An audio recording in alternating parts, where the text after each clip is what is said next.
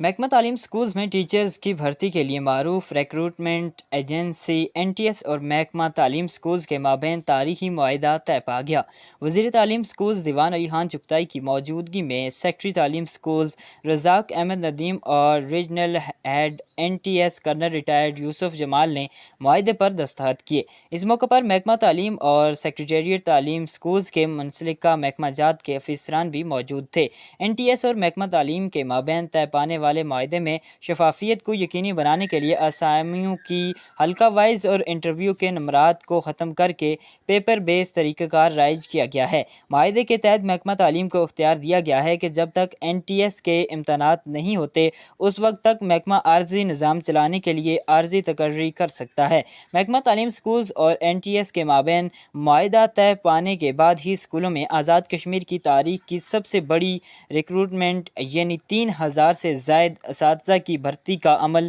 شروع کر دیا گیا ہے اور 1-2 دن میں باقاعدہ اشتہار شائع کر دیا جائے گا۔ تقریب سے خطاب کرتے ہوئے وزیر تعلیم سکولز دیوان علی خان چغتائی نے پاکستان بھر میں پہلی تعلیمی پالیسی کے اجرا اور NTS کے ساتھ معاہدے پر سیکرٹری سکولز اور ان کی ٹیم کو مبارکباد دیتے ہوئے کہا ہے کہ میرٹ کی بالادستی اور شفافیت کے قیام کے لیے موجودہ وزیراعظم اور ان کی کابینہ نے خود اپنی صوابدید ختم کرتے ہوئے NTS کے نئے معاہدے سے انٹرویو کے نمبرات کو ختم کیا ہے۔